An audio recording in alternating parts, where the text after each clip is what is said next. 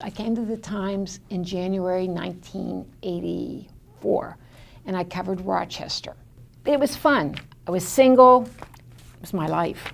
It's a Friday night. I've been in Beaver County for about a year. I go back to my apartment, usual night, scanner's on, and I'm looking outside. The scanner's squawking. I looked outside, and the sky was a yellow. It was just a weird yellow. I'm not exactly sure, but I think the scanner was crackling. And I was picking up homes in North Swickley Township, James Way. There was something wrong. So I called the executive editor at the time. His name was Len Brown. He said, go. And I knew, though, that if something really, really happened, you never go the main route. I knew enough about Beaver County that I could get from my home on Darlington Road, and I went down 37th Street, and there were lights everywhere. You could see it. It was mayhem. James Way, the whole shopping center was gone. I had been to other things like this, and there was some kind of an order to it. This was chaos. When you cover something like that, the thing back then, you have to sort of pull yourself back and go into third person. There were telephone poles twisted like licorice. Cars were just like they were at Kennywood, and they were just all smashed together. But it hit mostly the back of the store. So if you got close to James Way, you could see lines, aisles of cosmetics still standing, toothpaste, perfumes. It was just such a dichotomy. As we went back trudged back to the office, it's probably about 1 o'clock in the morning, and we're going through what we had. The most fortunate thing that happened for the Beaver County Times that day was that we didn't have a Saturday paper. And this happened on a Friday. So, newspaper-wise, that gave us a whole day to put it together. Got back up in the morning and went out there. And in daylight, you saw what happened. You could see how it stretched its way up and over James Way, and then it took a path through the hill, and then it went over to North Swickley Township. We put the pieces together about the woman who had died in North Swickley. We knew about Judy Lash, the girl stuck in the tornado in the ticket booth, the man and the woman in the liquor store. When you write those stories for the first time, they're just names. But by late Saturday night, they were becoming people. Everybody was given stories to do. I went to North Swickley Township, parked the car again, and just start walking. And you could see the houses.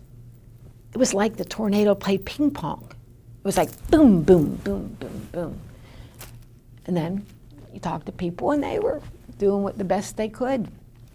And by then, they realized what had happened, and by then they also realized how lucky they were. It's been 30 years.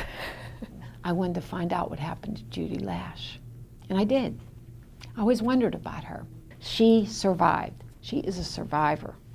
A woman who worked with her, she was 18 that night, switched with Judy. She was supposed to work in the ticket booth. Judy was supposed to work in the concession stand. They switched because she wanted to talk to she wanted to be with her boyfriend, who was the projectionist that night. In 1985, I was a projectionist here at Spotlight 88, but I really worked at Super 18 also. It was very eerie silence, it was dead calm. There was nothing moving. It seemed like out of a horror movie, where nothing moved. And then all of a sudden, you just felt something different.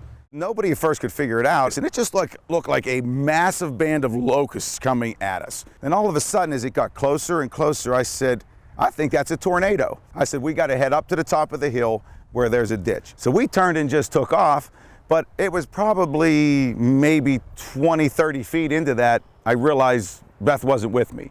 So when I turned around to see where she was actually running like a cartoon type of run. She's running in slow motion as I looked, but she really wasn't going anywhere. As we got closer to the top of the hill, her legs started giving out, and that's when I started dragging her probably the last 30 feet. We get to the top of the hill where there's, at the back of it, there's a ditch, basically, and there was a car that backed all the way up to it. So the ditch was like right at the back end of the car.